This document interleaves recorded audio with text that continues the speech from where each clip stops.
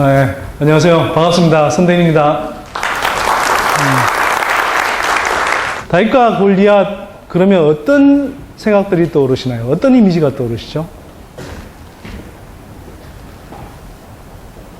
어떤 생각이 떠오르십니까? 다윗, 우리가 흔히 굉장히 관용어구처럼 쓰죠, 우리도. 그래서 다윗 그러면 약자, 또 골리앗 그러면 어떤 대적하기 힘든 강자, 또는 뭐 현실 세계에서 이제 비유를 하자면 굉장히 큰 뭐 적수, 또 현실의 높은 벽, 또 거대한 기득권 세력, 구조, 뭐 이런 것들이 될 수 있겠죠. 이 책에서 이야기하는 것도 그것입니다.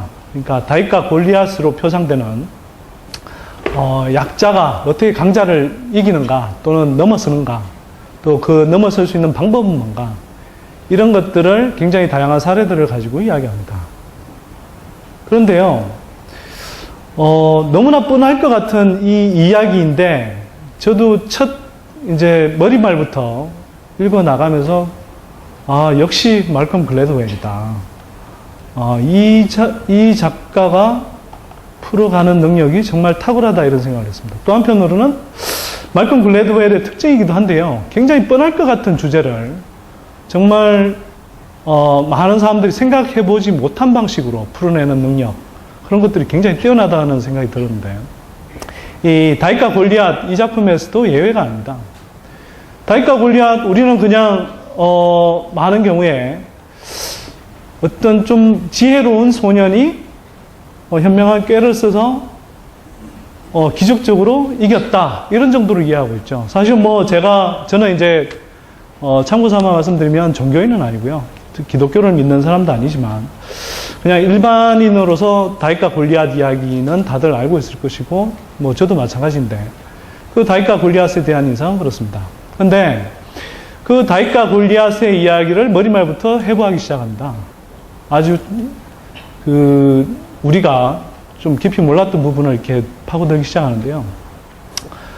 다윗, 다들 아시다시피 그냥 양치기 소년입니다. 그리고 골리앗, 아주 중무장을 한, 그리고 키가 2m가 넘는 거인입니다, 거인. 그리고 완력이 아주 세죠. 그래서 뭐 지금 치면은 뭐 천하장사 같은 그런 근육질에 그러면서 2m의 거구가 넘는 2m의 거한인 골리앗입니다. 자, 세팔라 고원에서 이 블레셋 군과 이스라엘 군이 마주쳤을 때 서로 공격을 하지 않고 이 계곡을 사이에 두고 대치하고 있습니다. 그 대치를 하다가 그 고대에 이 대치 국면을 끝내는 방법이 이제 1대1 결투인 거죠. 1대1 결투를 하는 대표 선수로 골리앗이 나옵니다. 자, 이 골리앗에 맞서서 아무도 나서는 자가 없습니다. 멀리서 보기만 해도 너무나 위풍당당하고요, 저 거인을 누가 때려 눕혀, 이런 생각이 들거든요. 이때 다들 아시다시피 다윗이 나옵니다. 다윗이 나와서요, 제가 나가겠습니다. 사울 왕에게 이렇게 얘기하죠. 근데 처음 봤을 때 누구나 느끼듯이 굉장히 기가 찼을 것 같아요, 제 입장에서도. 누가 보더라도. 그런데 아무도 나서는 사람은 없고, 자, 다윗이 자신 있게 나서겠다고 하니 마지못해 사울 왕이 허락을 하죠. 그런데 이 다윗은 전혀 갑옷도 걸치지 않습니다. 별도의 칼을 사용하지도 않고요, 창을 가지고 나가지도 않습니다. 보통 1대1 견투라고 하는 그 장면에서 상상할 수 있는 그런 이 보호구라든지 또는 무기라든지 이런 것들을 전혀 사용하지 않습니다. 이 양치기 소녀는 그냥 평소 자기가 양치기, 목동을 일을 하는 그 차림 그대로 내려갑니다. 다만 투석기를 갖고 하죠. 우리로 치면 사실 우리 문화에는 익숙하지 않은 거라서 뭐 이렇게 번역하기가 조금 까다로울 수도 있는데 뭐 물매라고 표현하기도 하고요. 제가 생각하기는 그냥 이제 투석기 정도로 생각하면 될 것 같습니다. 다들 아시죠? 이렇게 우리가 이제 슬링이라고 그러면 보통 이제 권총, 뭐라고 그러나요? 새총 정도로 생각을 많이 하시는데 그런 슬링이지만, 영어로는 슬링이지만 단순히 새총 정도가 아니고요. 가죽이 있고 거기에 양쪽으로 긴 끈들이 달려 있어서 이것들을 굉장히 빠르게 여기 돌을 넣고 굉장히 빠르게 회전시키면 그리고 어느 순간에 정확한 지점을 향해서 이렇게 돌을 놓았을 때 굉장히 빠른 속도로 내려가서 적에게 굉장히 큰 타격을 입힐 수 있는 일종의 무기였습니다. 그리고 다이슨, 이게 하루 이틀 한 게 아니고요. 사실은 양치기 목동이를 하면서 사자가 오든 또는 늑대가 오든 양들을 덮치는 그런 동물들을 향해서 이 투석기를 사용해서 물리쳐 본 경험이 굉장히 많이 있습니다. 사실은 단련된 전사인 거죠. 그렇게 해서 결국 비탈길을 향해 내려갑니다. 그리고 골리앗을 향해 갑니다. 골리앗 입장에서 보면 어처구니가 없는 거죠. 자기를 상대하려면 적어도 뭐 2m는 안 돼도 뭐 다분히 비슷한 체구의 건축질의 사나이가 내려오고 또 중무장도 했을 것 같고 이래야 되는데 전혀 그런 게 없다는 거죠. 그래서 그 달려오는 다윗을 향해서 골리앗이 소리칩니다. 네가 나를 개로 알고 나오느냐, 이렇게. 그러니까 양치기 목동이니까 자기를 개 정도로 취급하고 내려오느냐, 이렇게 이제 이야기를 하는 거죠. 그런데 다윗은 내려와서 골리앗을 향해서 휙휙 이 물매를 돌려서 굉장히 빠른 속도로 이 골리앗의 갑옷이 비어있는 이마 정수리 한복판을 맞춥니다. 그리고 골리앗은 쓰러지죠. 그리고 다윗은 쓰러져 있는 골리앗의 칼을 가지고 골리앗의 목을 베니다. 자, 언뜻 보면 굉장히 우연인 것 같고 그냥 우연히 머리를 잘 썼네 또는 우연히 그냥 골리앗의 약점을 건드렸네 이렇게 생각하실지 모르겠습니다. 근데 말콤 글래드웰이 여러 학자들의 문헌을 찾아서 이렇게 해석하고 정리해 놓은 바에 따르면 그건 단순히 그냥 우연한 그냥 약자의 승리가 아니라고 볼 수 있다는 거죠. 골리앗은 겉으로는 강해 보였을지 모르지만 한편으로는 그 강점이라는 것이 또 강자의 힘이라는 것이 굉장히 유한하고 또 한편으로는 약점이 많다는 것을 단번에 보여줍니다.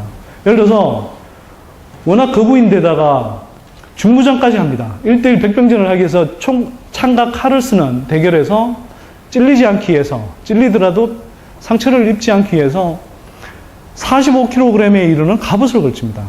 그리고 칼과 창으로 무장을 합니다. 얼마나 둔하겠습니까? 아무리 큰 상대를 하더라도. 근데 다윗은 그런 거추장스러운 게 아무것도 없는 거죠.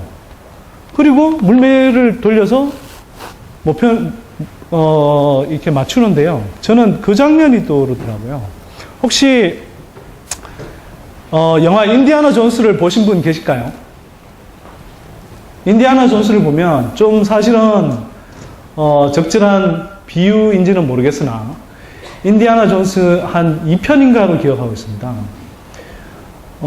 아랍에 가서 약간은 어찌 보면 되게 이제 서구 중심적인 시각으로 약간 이제 좀 그려내는 장면이라 약간은 좀 불편한 장면이기도 한데 한편으로는 굉장히 그 장면하고 되게 겹치는데요. 뭐냐 하면 아랍에 굉장히 거한이 나와서 인디아나 존스를 향해 칼을 휘두르며 옵니다. 인디아나 존스가 그걸 딱 보고 있다가 두려워해야 되는 상황인데 그걸 딱 보고 있다가 그냥 권총을 꺼내서 쏘죠. 그걸로 끝입니다. 자, 이게 다윗과 골리앗의 싸움 그 자체만 보면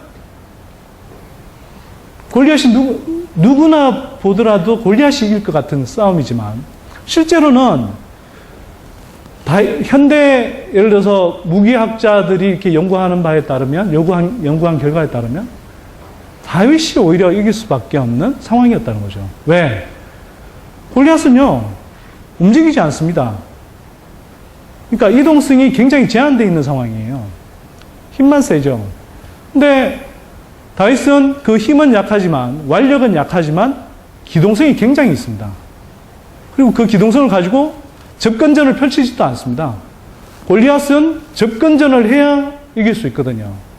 어쨌든 상대랑 붙어서 때려 눕히든 뭐 칼을 쓰든 이렇게 해야 되는데 그럴 상황 자체를 다윗은 주지 않았죠. 멀찌감치서 그냥 총으로 쏘듯이 물매로 돌을 던져서 맞춰버립니다. 이 파워가요, 책에 나오는 표현에 따르면 그 메이저리거 선수가 야구공을 가지고 뭐 전력 투구를 했을 때 정도의 그런 타격을 입힐 수 있다고 합니다. 그 이상의 타격을. 그리고 뭐 아까 이제 말씀드렸지만 다윗과 같은 사람은 평소에 늘 이런 이제 물매를 사용해서 굉장히 정확도가 높은 사실은 포수와 같은 사람이었던 거죠. 자, 뭐 여기에 더해서 한편으로는 좀 더 이제 또 글래드웰의 특징 자체가 여기서 끝나지 않고 또 한 단계 더 들어간다는 게 장점이죠. 예를 들면 이제 골리앗이 극한증에 걸려 있었다. 저도 이제 의학 쪽은 잘 모르기 때문에요. 말단 비대증이라는 그런 이제 그 어떤 암에 걸리면 말단 비대증을 앓게 되고, 말단 비대증을 앓으면 이제 이 키가 엄청나게 자라게 되는 그런 현상이 벌어진답니다. 그런데 이게 또 키는 키우고 완력은 세줄지 모르겠지만 단점이 뭐냐면 시력이 약해진다는 거예요. 시신경을 억눌러서 그 머릿속에서 자라는 시신경이 종양이 시신경을 억눌러서 이제 시야가 흐려지는 현상이 생긴다는 겁니다. 그래서 그 머리발에 보면 골리앗이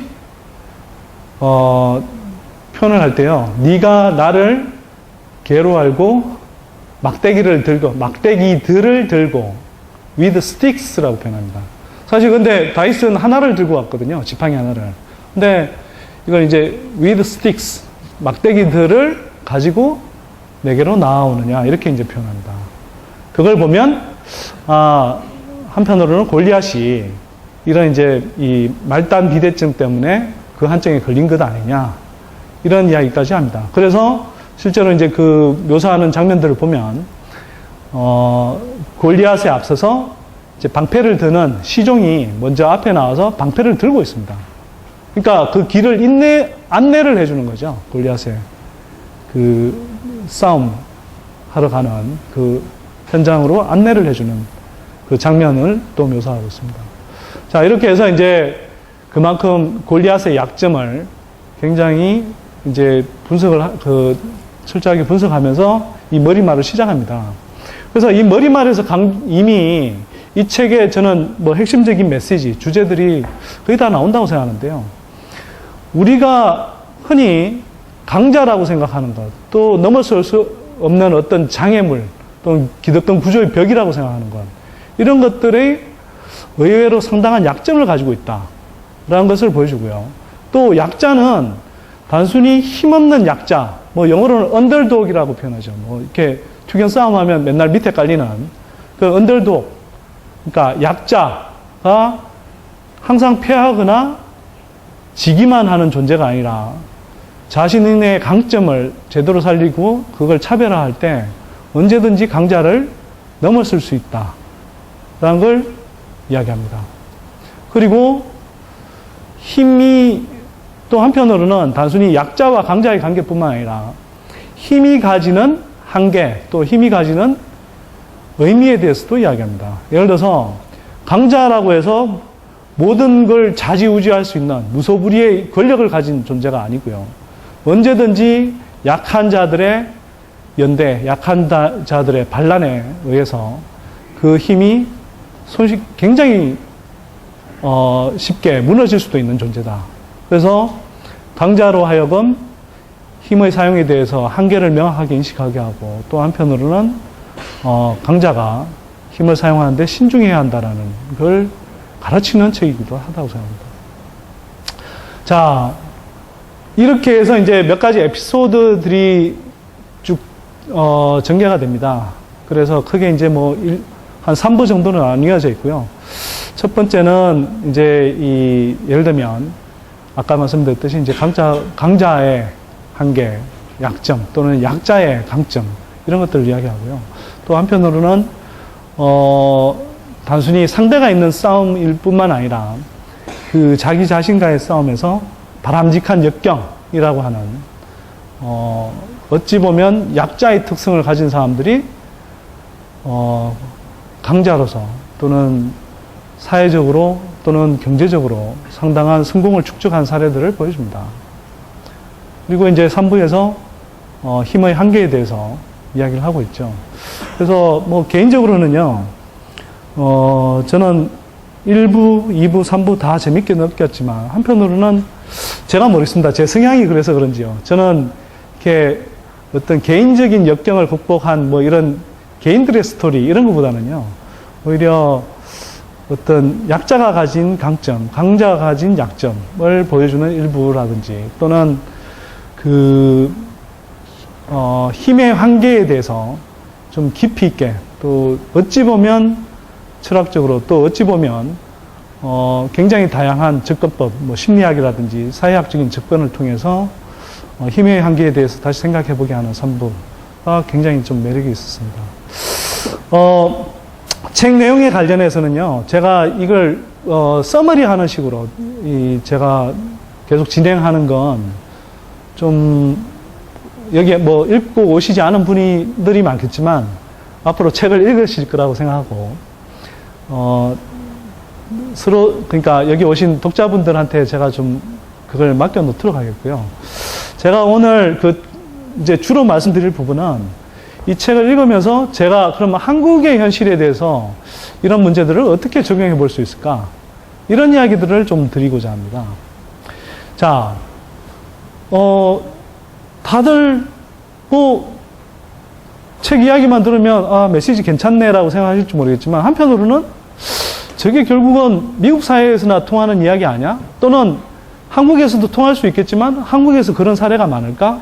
뭐 이런 이야기를 또는 이런 의문들을 가지기 쉽다고 생각합니다. 저도 사실은 처음에 책을 읽을 때 그럴 수 있지 않을까 이런 이제 좀 의구심을 가지기도 했는데요. 책을 읽으면서 찬찬히 한국의 사례들을 좀 생각을 해봤습니다. 생각해봤더니 꽤 많은 한국의 사례도 있다. 또 한국의 현실에도 전맥할 수 있는 그런 많은 부분들이 있다라는 걸 생각을 했고요. 그래서 예를 들면 이런 이야기를 한번 해보면 어떨까 싶습니다. 제가 이야기를 계속 전개하기 전에요. 몇 가지 한번 여쭤보겠습니다. 지금 여기 오신 분들 중에 혹시 나는 골리앗이라고 생각하는 분이 있나요? 없죠? 잘. 다들 다윗이라서 이기고 싶어서 오신 거죠. 저는 그런 면에서 이 책 카피를 되게 잘 뽑았다고 생각하는데요, 사실은. 그 책 카피 중에 하나가 강자를 이기는 약자의 기술 이렇게 되어 있습니다. 그리고 이 책이 나오자마자 굉장히 많은 좋은 반응들을 일으켰고요. 사실 뭐 책의 가치를 그 판매 부수로만 따지긴 좀 그런데 어쨌거나 베스트셀러 순위에서도 굉장히 상위권에 곧바로 오르는 한편으로는 제가 직접 쓴 책보다 더 빨리 상위권에 올라가서 약간 약오르기도 했는데 언젠가는 글래드웰 책처럼 훨씬 더 빨리 상위권에 오래 남는, 그래서 많은 분들한테 오래 가는 그런 책을 쓸 생각을 하고요. 다들 스스로 골리앗이라고 생각하지는 않을 겁니다. 근데 제가 느끼기에는요, 지금 한국에 한 상위 5% 정도를 제외하고는 아마 골리앗이라고 느낀 사람이 거의 없을 겁니다. 제가 느끼기에는. 다 다윗이라고 느낄 거예요. 심지어는 사회적으로 꽤 성공해 보이는 사람들조차 자기가 다윗이라고 느끼는 사람들도 꽤 많을 겁니다. 예를 들어서 삼성전자 부장이면 꽤 성공한 사람 같죠? 근데 제가 느끼기에는요, 그런 분들 굉장히 불안해합니다. 특히 승진의 그 직급별, 승진 연한의 벽을 넘지 못하면, 아시죠? 굉장히 빠른 속도로 탈락합니다. 언론엔 잘 나지 않지만, 삼성전자가, 삼성그룹이 사상 최대의 인사를 단행한다. 승진 잔치를 벌였다. 이렇게 이야기할 때는요. 그 이면은 뭐냐면, 사상 최대의 대량 학살이 벌어집니다. 언론엔 잘 나오지 않습니다. 근데 제가 삼성그룹 안팎의 관계자분들한테 이야기를 들어보면요. 그 승진 인사가 있을 때 그 한편으로는 탈락해서 대량으로 해고되는 사람들이 굉장히 많습니다. 그러니까 우리 사회가 그만큼 누가 보기에도 웬만한 지위를 차지하고 있는 사람들조차도 굉장히 불안하고 뭔가 짓눌려 있고 힘들어하는 그런 상황이라는 거죠. 그래서 저는 이 책이 한편으로는 처음 나왔을 때 글래드웰의 어떤 다른 전작들에 비해서도 굉장히 좋은 반응을 얻었던 이유 중에 하나가 그만큼 강자를 이기고 싶은 약자들이 많구나라는 생각을 했습니다. 제 생각이 좀 틀렸나요? 저는 그렇게 느낍니다. 저는 사실 강자를 이기고 싶거든요. 별로 반응이 없으시네요. 아니, 왜 오셨어요? 이기고 싶지 않으세요?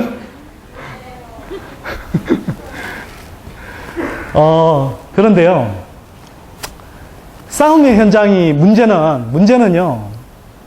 우리가 접하고 있는 싸움의 현장이 너무 많다는 데 있습니다. 예를 들어서 개인적인 차원에서도 약자이신 분들 되게 많죠. 약자라고 느끼는 분들. 직장에서는 상사의 부하일 수도 있고, 또 정치적으로는 야당 지지자일 수도 있고, 야당 중에서도 소수 진보 정당일 수도 있고, 또 지역별로는 모르겠습니다. 지역 감정이 많이 없어졌다고는 하나, 상대적으로 머릿수가 적은 쪽 지역 분들일 수도 있고, 굉장히 다양한 측면에서 약자라고 느끼는 분들이 많을 겁니다. 예를 들어서 교육을 한다 하더라도 교육 문제에 있어서도 속 시원하게 아이한테 교육비를 투자해서 자녀를 교육을 시킬 수 없다든지 그런 갈증 나는 상황들을 굉장히 많이 접하실 겁니다. 그래서 제가 이제 오늘 드리고 싶은 말씀은요. 그런 우리가 생활 속에서 접하고 있는, 현실에서 느끼고 있는 그런 다양한 싸움터라고 표현하니까 조금 약간 거칠게 느껴지실지 모르겠는데요. 그냥 그렇게 한번 표현해 보자고요. 그게 우리가 넘어서고자 하는 어떤 장애든, 기득권 구조의 벽이든, 또는 어떤 상대가 있는 싸움이든, 그 싸움터는 굉장히 다양합니다. 예를 들어서요, 제일 먼저 생각해 볼 수 있는 게 교육 이야기죠, 교육. 우리 교육 그러면 어떻게 생각합니까? 다들 어떻게 생각하나요? 강남 8학군 보내는 게 정답이고, 사교육 많이 시키는 게 정답이라고 생각하고, 그렇게 해서 흔히 말하는 스카이대 보내는 게 정답이라고 생각하죠. 다들 그렇게 생각하지 않습니까? 아니, 여기 오신 분들은 물론 상대적으로 깨어 계신 분들일 테니까 안 그러실 수 있겠으나, 지금 한국 사회가 돌아가는, 그리고 한국 사회를 지배하는 어떤 지배 담론의 측면에서 보면 그게 거의 상식처럼 받아들여져 있거든요. 그렇지 않습니까? 자, 그런데요, 정말 그런가 한번 생각해 볼 필요가 있습니다. 우리가, 예를 들면, 우리가 흔히 속담으로도 이미 알고 있어요. 소꼬리가 되기보다는 닭 머리가 되라. 네. 요즘은, 이런 말 써도 되나? 제가 직접 쓴 책의 강연 같을 때는 이런 표현 자주 쓰는데, 소꼬리가 되기보다는 닭대가리가 되라, 이런. 자, 저는요, 그게 항상 통하는 말은 아닐지 몰라도 상당히 이미 옛날부터 우리 조상님들이 인간사를 살아가는 지혜를 그런 속담에 표현해 왔다고 생각합니다. 그렇지 않고는 그 속담이 굉장히 오랫동안 이렇게 통용되면서 우리가 알고 있을 리가 없잖아요. 근데 어느 순간 우리는 그 진실의 일면을 포착하고 있는 그 속담, 경구들을 잊어버린 듯이 지금 생활하고 판단하고 선택하고 있다는 겁니다. 예를 들어서요, 강남 8학군 보내는 게 항상 좋은가? 저는 아닌 것 같아요. 저는 사실은. 실제로 연구 결과도 여러 분야에서 좀 비슷한 견해를 내놓는 경우들이 많습니다. 예를 들어 강남 8학군에서 서울대 진학률이 높다라고 다들 이야기를 합니다. 근데 강남 8학군의 서울대 진학률이 높아지는 것 또는 강남 8학군 아이들의 평균 성적이 높아지는 것에 가장 큰 영향을 미치는 게 뭘까요? 한번 맞춰보세요. 예를 들어서 부모의 뭐 이런 이야기 하잖아요. 뭐 서울대 진학하려면 할아버지의 재력, 뭐 엄마의 정보력, 아빠의 무관심이라면서요. 참 세상이 어찌 돼가는지 이렇게 아빠가 무관심 해줄수록 애가 좋아진다니 그런 게 어디 있습니까?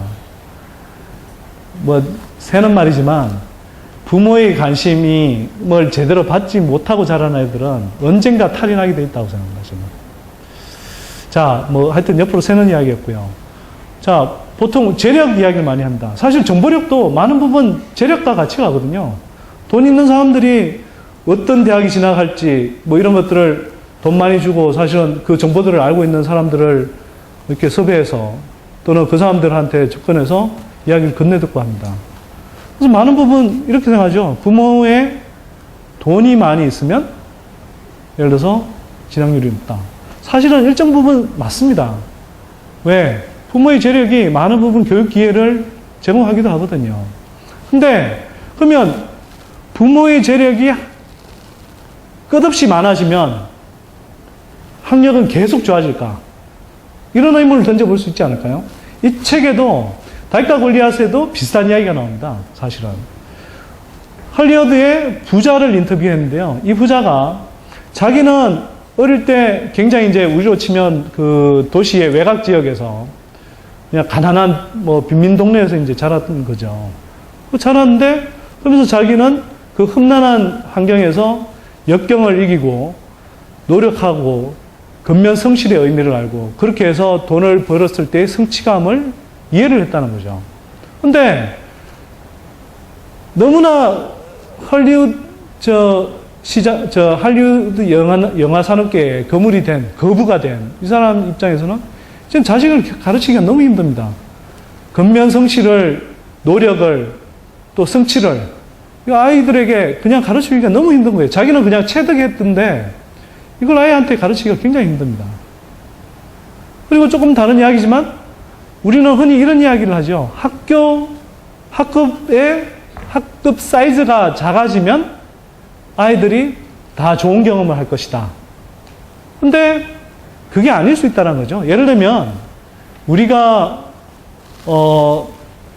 과거에 5, 60명씩 한 반에 뭐 더 많을 때는 7, 80명씩 한 반에서 콩나물 교실에서 공부할 때는 당연히 그 상태에서 한 40명, 30명, 한 25명 정도까지 학급 규모가 줄어들 때까지는 그게 효과를 발휘합니다. 그런데 25명에서 더 떨어져서 20명이 되고 15명이 되고 10명이 되면 그게 더 좋아지는 걸까요? 이 책은 아니라고 이야기합니다. 그리고 사실은 이 많은 연구 결과들이 그걸 뒷받침하고 있습니다. 물론 한국은 아직요, 학급 사이즈를 좀 더 줄여야 됩니다. 제가 볼 때는. 뭐, 이게 지금 시골하고 도시 학급의 이제 그 사이즈를 이제 합산해서 평균 내니까 뭐 학급 규모가 일정하게 이제 낮은 수준으로 떨어진 것처럼 나오지만 아직 도시 학교들 제가 볼 땐 대략 30명 좀 넘는 수준인데요. 이게 제가 볼 때는 20명에서 한 5명 정도까지는 떨어지는 게 좀 더 효과적이고 우리 아이들의 학습 환경에 더 좋다 이렇게 생각합니다. 근데 이 책에서 지적하는 건 뭐냐면 너무 떨어지면요. 학생 수가 너무 작아지면 오히려 학생들이 선생님의 관심은 일정하게 더 받을지 모르겠으나 자기가 따라 배울 수 있는 학급 동료가 줄어들기 때문에 또 그 아이들 스스로 커뮤니케이션을 하면서 상호작용을 하면서 배울 수 있는 기회가 줄어들기 때문에 오히려 학습을 위해서도 좋지 않다. 이런 이야기를 합니다. 이걸 이제 표현하는 그 축약에서 표현하는 글로 이제 이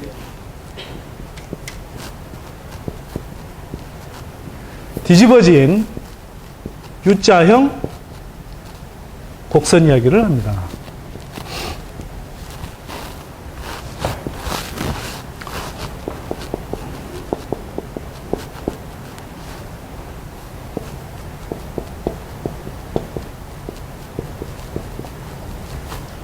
자, 학급 규모가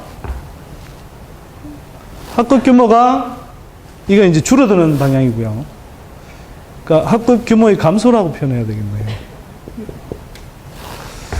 자, 일정하게 줄어들 때에는 성취도가 올라갑니다. 근데 일정한 시점을 지나면 오히려 역효과를 그린다는 거죠. 이렇게.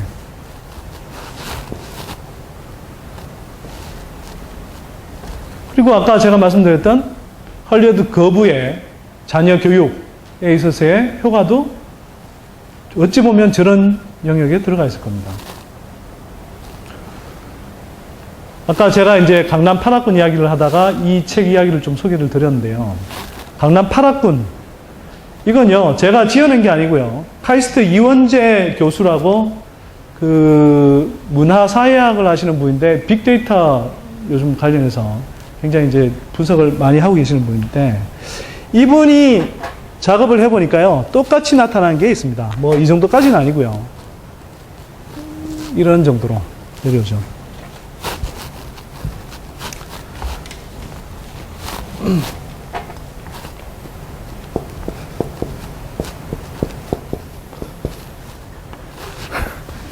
왜요?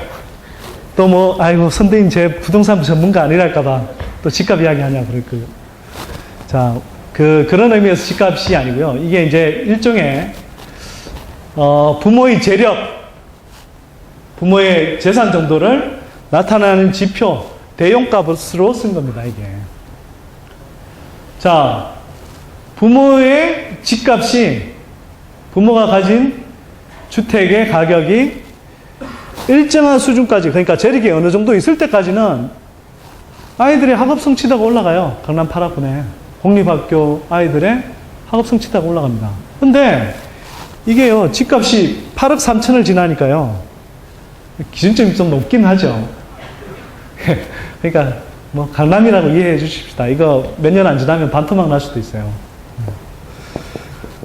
오늘 부동산 강의 아니니까 이거 어떻게 그렇게 될 거냐고 좀 이따 질문하지 마세요. 자, 8억 3천을 지나면요, 부모의 재력이 그러니까 집값이 더 높아질수록 오히려 아이들의 성취도가 떨어집니다. 실제로 이렇게 나타나요, 실제로. 그러니까 이걸 뭐 정확한 근본 원인을 찾기는 명확하게 이야기하기 어렵지만 추정컨대 예를 들어 부모의 재력이 어느 정도 많이 되면 애들이 굳이 공부를 열심히 해서 내가 뭔가를 성취해야 되겠다. 내가 뭘 예를 들면 뭐 사회적으로 경제적으로 성공해야 되겠다.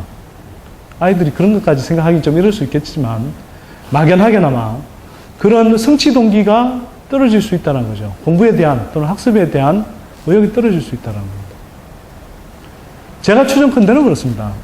자, 그런데요, 훨씬 더 명확하게 상관관계를 보여주는 게 있습니다.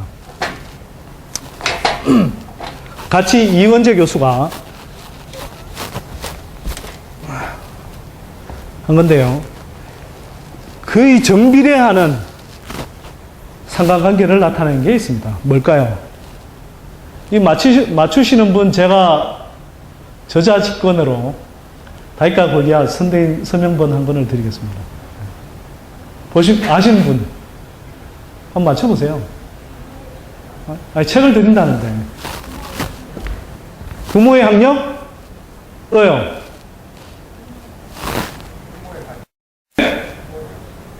조금 크게 이야기해 주시겠어요? 부모의 관심. 네? 칭찬. 예, 칭찬은 고래도 춤추게 하죠. 또, 예. 근데 이게 데이터 분석을 하는 거니까요. 되게 정량화된 뭔가 있지 않겠어요? 이게 열정, 노력, 칭찬. 전 100% 동의합니다. 칭찬 많이 해주면요. 그리고 부모가 관심을 많이 보이고 열정을 쏟으면 당연히, 그러니까 올바른 관심이죠. 뭐, 애한테 사사건건 공부 하나 안 하나, 문 빼꼼히 들여다보고 안 하고 있으면, 야, 나 공부 안 해. 이런 관심은 오히려 애 사기를 떨어뜨릴 수 있고요. 공부에 금방 실증내게 할 수 있다고 저는 생각합니다. 근데 그런 게 아니라, 이렇게 올바른 관심, 또, 이 성취 동기를 이렇게 북돋아주는 그런 이렇게 올바른 관심을 주는 건 당연히 정비를 하겠죠. 근데 제가 이제 원하는 답은 아니고요. 이게 데이터 분석을 하는 거니까 어떤 정량적으로 나타날 수 있는, 맞습니다만,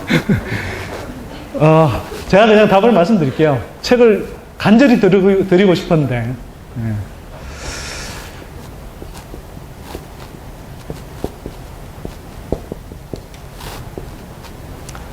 강남 8학군의 전입률입니다. 전입률. 좀 의외의 답변이죠. 전 뭐냐? 강북이든 또는 서울 이외의 다른 지역이든 거기서 좀 난다 긴다 하는 애들이 강남 8학군에 많이 들어오는 시기에 애들 성적이 올라간다는 거예요. 이건요, 제가 볼 때는 굉장히 강력한 증거라고 생각하는데요. 지금 서울 강남 8학군에 서울대 진학률이 높은 건요, 사실은 어차피 다른 지역에서 공부했어도 공부를 잘했을, 제가 이게 뭐 자꾸 공부 이야기하니까 저는 서울대 보내고 명문대 보내고 이런 것들을, 그리고 그게 지상의 목표가 해야 된다고 생각하는 사람은 아닙니다. 다만 많은 우리가 가지고 있는 통념을 제가 이렇게 통념이 다를 수 있다는 걸 제가 말씀드리기 위해서 제가 인용하는 건데요. 다른 지역에서 공부했어도 얼마든지 잘할 수 있었던 애들입니다. 근데 큰 물에 가서 놀겠다고 가는 거죠. 그래서 갑니다. 그래서 평균 성적을 높여요. 근데 그렇게 간 애들이 다 성공할까? 제가요, 그 교육 전문가인 이범 선생님 아시죠? 예, 이범 선생님이라고 전에 모르시는 분들 위해서 잠깐 소개하면 메가스터디 이사로 계셔서 제가 제일 부러운 건 100억대 이상의 부자인데요. 농담입니다. 그분이 한때는 사교육 업계에 있었지만 사교육 업계에 있었던 경험을 가지고 나와서 지금은 올바른 교육 정책을 수립하는데 굉장히 많은 저는 이제 강로인 교육감 정책 보좌관 역할도 하고, 또 지금은 전국적으로 이렇게 많은 학교들을 방문하면서 좋은 강연들을 하고 계신 분인데, 이분 이야기를 한번 들어보니까요, 자기가 상담한 친구들 중에 특히 자존감이 되게 높은데, 그리고 실력도 꽤 있는 친구들인데 공부 잘하는 데 와서 다른 애들한테 치이는 겁니다. 경쟁하다가. 그리고 경쟁 압력을 잘 못 견뎌요.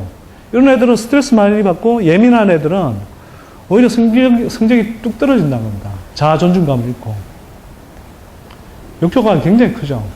사실은 이런 이야기를요, 다이카 골리앗에서도 이야기를 하고 있습니다. 예를 들면,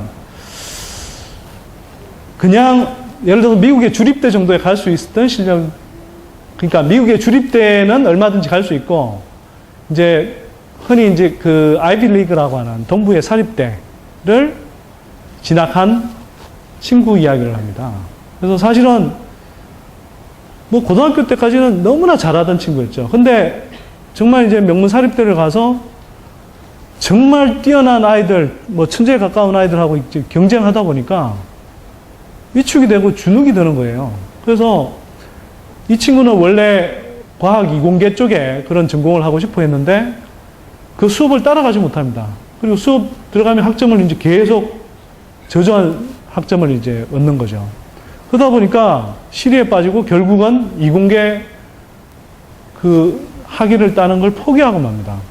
원래는 자기는 정말 이렇게 그 과학 소녀라고 스스로 생각하고 그렇게도 불릴 정도로 뛰어난 친구였는데 자존감을 잃고 그렇게 이공계 학위를 못 따게 돼요. 실제로 우리 분위기하고 조금 다를 수 있는데요. 미국에서는 지금 그 이공계 학위자들하고 그렇지 않은 학위자들 간에 예를 들면 저 대학을 졸업했을 때 그 연봉 격차가 굉장히 많이 납니다. 거의 1.5배 이상 납니다. 그리고 그쪽 수요도 굉장히 많고요, 상대적으로. 뭐 그러다 보니까 이공계 쪽, 우리로 치면 이공계 쪽 그런 학위를 따고 싶어 하는 학생들이 굉장히 많은데 그러지 못한다는 거죠. 그리고 또 흥미있는 굉장히 재밌는 이야기가 여기서 한번 여쭤볼까요? 여러분들이요, 그냥 책을 읽으신 분들은 안 읽으셨다고, 읽기 전에 그냥 통념을 한번 상상해 보시고 답변해 주시면 좋을 것 같은데, 여러분들이 어떤 박사과정에 합격이 됐어요. 어떤 대학의 박사과정에. 한 학교는 그냥 한 중위권 대학의 경제학 박사과정이고요. 그리고 한 대학은 뭐 하버드대라고 합시다. 하버드 경제학 박사과정입니다. 실력은 이 친구 굉장히 똑똑합니다. 뭐 하버드 경제학 박사과정도 들어갈 수 있을 정도니까 뭐 어쨌거나 굉장히 뛰어난 거죠. 어디 가시겠어요? 하버드. 예, 100% 하버드죠. 예. 저도 솔직히 하버드 갈 것 같아요. 예. 저는 하버드 잠깐 구경하다 왔습니다. 그런데요, 이 책에서 나온 내용들을 보면 상당히 쇼킹합니다. 하버드 경제학 박사과정을 최우등으로 졸업한 친구는 정말 눈부신 역량을 나타내는 사람들이 많습니다. 그런데요, 경제학 박사과정을 20% 성적으로만 졸업해도 상당히 뛰어난 거죠. 아니, 박사과정 들어가기도 엄청 어려운데 거기에서 그래도 뭐 한 해 20명 들어갔다 그러면 그 상위 그래도 한 4위, 4등, 5등 하는 친구 아니겠습니까?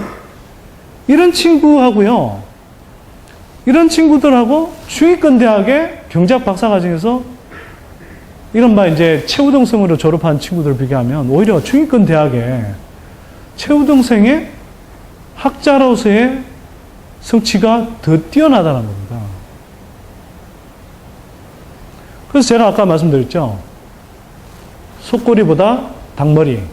그리고 우리가 흔히 이야기하고 글래드웰도 이제 그런 식으로 표현하는데 큰 물에 작은 물고기보다는 작은 물고기가 작은 연못에 큰 물고기가 되는 것이 더 유리할 때도 있다.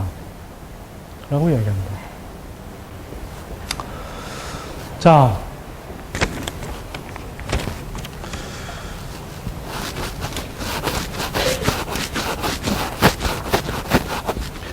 다음 이야기 이어가기 위해서요, 제가 이야기를 좀 드리고 싶습니다.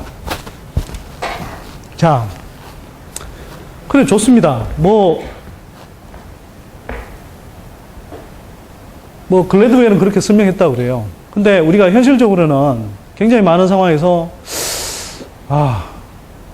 약자로서 어떻게 싸우지? 이런 생각을 많이 하게 되죠. 결국은. 해야 됩니다. 그죠?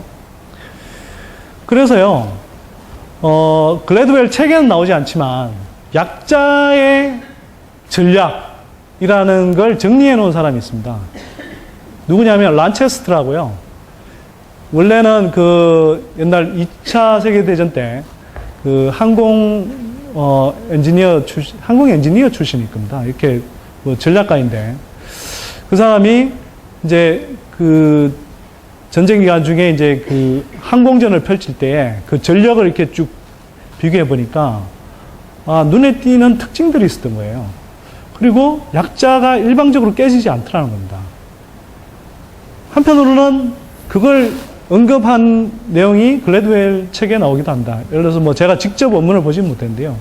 아레긴 토프트라는 사람의 이야기를 그 전쟁 이제 역사 전문가인 것 같은데, 지금까지 세계에서 일어났던 그 강자와 약자와의 대결, 강자와 약자라는 건 그냥 뭐 상대적으로 뭐 우세하냐 마냐 정도가 아니라 일방적으로 누구나 강자라고 생각할 수 있는 그 전력을 가진 쪽과 일방적으로 약자의 전력을 가진 쪽이 싸웠을 때 약자가 이긴 확률은 한 23% 정도밖에 안 됩니다. 수치는 조금 다를 수 있습니다. 제가 그냥 기억나는 대로 지금 말씀드린 겁니다. 그런데요, 약자가 아까 다윗이 있었던 것처럼 정면 승부를 피하고 자신의 강점을 발휘해서 찾아내서 그걸 활용해서 차별화 전략을 썼을 때는 승률이 무려 65% 정도로 올라갑니다. 오히려 이길 확률이 더 높아지는 거죠. 예를 들면 저는 이거 생각하면서 한산도 대첩 같은 걸 떠올렸어요. 한산도 대첩. 한산도 대첩 잘 아시죠? 뭐 그러니까 한국 역사에도 그런 사례들이 많았던 거예요. 한산도 대첩. 예를 들면 제가 그냥 기억나는 건 이렇습니다. 그 한산도 앞바다에 그게 울들목이었나요? 이름 자체가 울들목이어서 굉장히 그 바다가 협소하고 그래서 물살이 굉장히 거세죠. 그죠? 자, 그런 상황에서 일본의 거대 함대들하고 정말 맞부딪혀야 됩니다. 이런 상황에서 이순신 장군이 썼던 전법이라는 게, 조선은 이제 판옥선이잖아요, 그 당시에. 판옥선인데, 이 판옥선의 특징은 뭐냐면, 기동성은 상대적으로 떨어집니다. 일본 함대는 뭐 수백 척인데, 그러니까 이제 조선 같은 데를 건너와야 되니까, 기동성이 굉장히 뛰어난 그런 배들을 만들어서 온 거죠. 다른 나라를 침략해야 되니까. 섬나라이니까 또 이 징벌을 많이 하기 위해서는, 또는 다른 나라를 정복하기 위해서는 빨리 이동할 수 있는 그런 이제 배들이 필요한 거죠. 기동성이 뛰어나였습니다. 근데 기동성이 뛰어나면 상대적으로 그 당시의 기술로는 안정성이 떨어질 수밖에 없는 거예요. 이순신 장군은 그걸 간파한 거예요. 그래서 압도적으로 전력이 우세한 일본이라고 그러니까 왜군에 맞서서 조선의 판옥선이 강점을 생각했습니다. 그 강점이 뭐냐? 넓거든요. 그리고 안정적이거든요. 그래서 싸움의 장소는 이순신 장군이 왜군의 이제 그 침략 경로를 따라서 나름대로 선택을 한 거죠. 그래서 그 울들목 주변에서 기다리고 있다가 그 물살 빠른 곳에서 이 기동성은 있지만 그 왜군들이 우왕좌왕하는 사이에 판옥선으로, 물론 이제 뭐 그때 하객진 전법도 나왔다 그러죠. 그렇게 에워싸서 판옥선을 이렇게 그 판옥선으로 그 왜군들 이제 이 적선들을 깨부수면서 이 대격침을 시킨 그런 사례가 있습니다. 그러니까 이것도 강자의 약자의 강점을 파악하고 그 강점을 활용한 전략인 거죠. 근데요, 우리가 예를 들면 그 일상생활이나 또는 예를 들면 뭐 기업 환경에서도 이런 전략들은 얼마든지 쓸 수 있습니다. 예를 들면 이렇습니다.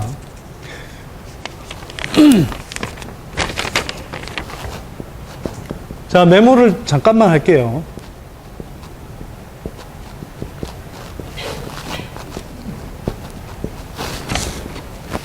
자, 약자의 전략은 차별화입니다. 차별화. 강자의 전략은요, 이 차별화를 봉쇄하는 겁니다. 봉쇄 전략 또는 이 차별화를 무위로 돌리는 동질화 전략을 씁니다.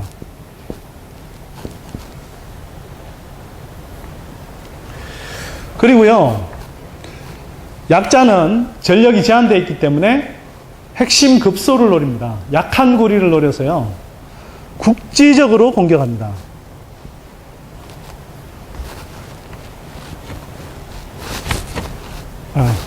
그리고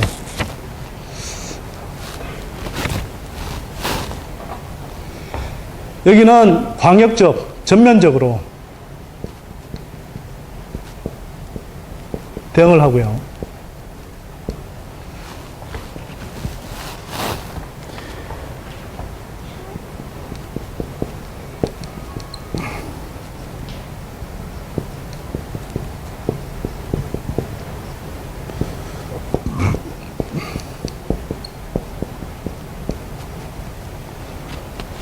보이시나요? 차별적 역량을 사용하고 기술을 사용해야 되고요. 강자는 물량공세로 퍼붓습니다. 물량공세. 이렇게 이야기하니까 좀 딱딱하시죠? 제가 느낀 예를 들어서 란체스터 전략의 사례들을 한번 좀 말씀드려 볼게요. 예를 들면요. 여러분 사우스 웨스트 아십니까? 미국에서 저가 항공으로 굉장히 유명하죠. 그 사우스 웨스트 항공의 경우에 철저하게 이 약자의 전략, 약자의 입장에서 이길 수 있는 전략을 씁니다. 어떻게 쓰느냐? 차별을 합니다. 어떻게 차별을 하느냐? 이 저가 항공사가 나오기 전에, 사우스 웨스트가 나오기 전에 그 항공업계의 강자들이 쓴 방식은 우리가 그냥 익숙한 거랑 똑같습니다. 1등석이 있고요. 그 다음에 좌석 지정할 수 있고요. 또 그 다음에 기내식을 제공하고요. 그 다음에 수화물 이렇게 국제적으로 이동하다가 환승할 때 수화물을 자동으로 이렇게 전달해주는 서비스 하고요. 대신 비쌉니다. 근데 사우스 웨스트가 저가 항공사로 처음 이 항공업계에 진입했을 때 자본력도 부족하고 항공 비행기 종류도 비행기 대수도 부족한 상태에서 정면 승부하면 이길 수 있겠습니까? 못 이기잖아요. 그래서 차별화 전략을 씁니다. 어떻게 차별화 전략을 쓰냐? 분석을 쭉 해본 거죠. 왜 비용이 많이 들어가냐? 그러니까 많은 사람들이 그냥 특히 미국 국내에서 이렇게 여행할 때는 장시간 여행도 아니어서 굳이 뭐 1등석 그렇게 가려 탈 필요 없고 또 기내식 짧은 단거리 여행일 땐 특히나 기내식 제공하지 않아 뭐 사람들이 별 불편함을 못 느낀다는 거죠. 그래서 그런 전략들을 씁니다. 퍼스트 클래스 이런 거 따로 제공하지 않고요. 그 다음에 좌석 지정한 서비스 뭐 제공하지 않고요. 기내식 제공하지 않고 수화물 전달 서비스 이런 거 제공하지 않습니다. 그런데 그런 것들에서 굉장히 표준화해서 비용을 절감합니다. 또 그렇게 함으로써 이 비행기를 유지 관리하는 비용도 굉장히 줄어들고요. 그걸 또 그냥 적은 대수로 운영할 뿐만 아니라 이렇게 표준화되어 있는 굉장히 그냥 단순화된 표준화된 그 서비스를 제공하다 보니까 그 비행기가 한 대 내리고 나서 그 다음 다시 이륙하는 비행기로 쓸 수 있는 다시 승객을 나르는 비행기로 전환하는 그 속도가 굉장히 빠릅니다. 이른바 회전율이 굉장히 빠른 거죠. 그렇게 해서요, 굉장히 저렴한 가격으로, 그렇지만 사람들이 그냥 기본적으로 그 필요로 하는 핵심 서비스들은 다 제공하는. 그렇게 해서 굉장히 빠른 속도로 항공업계의 시장 점유율을 높여갑니다. 그리고 수익률도 상당히 높아요. 왜? 불필요한 비용들을 아주 철저하게 제거를 하거든요.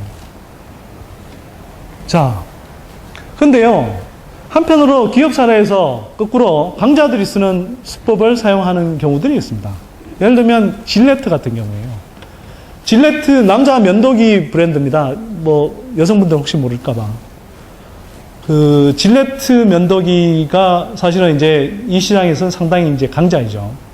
강자인데 이 강자가 한때 이 질레트 면도기를 공격하기 위해서 다른 면도기 제조업체들이 일회용 면도기 시장을 공략합니다. 그러니까 일회용 면도기를 굉장히 산뜻하고 저가로 이제 시장에 제공을 하는 거죠. 그러니까 일회용 면도기 시장에서 상당히 그 다른 면도기 업체들이 점유율을 높이기 시작합니다. 질레트가 어떻게 했느냐? 똑같이 일회용 면도기를 풀어버렸어요. 왜? 그렇게 해서 차별화 요인을 없애버린 겁니다. 이게 강자의 주장인 거죠. 근데 사실은 우리는 대부분 약자 입장에서 생각하기 때문에 사실 차별화가 가장 중요한 그 강점이라는 걸 생각해야 될 것 같습니다. 아까 제일 책의 주제이면서 모두에 말씀드렸던 것처럼 다윗도 사실은 약자지만 그 약자라고 보이는 사람의 가지고 있는 차별화 무기, 강점을 활용했던 거거든요.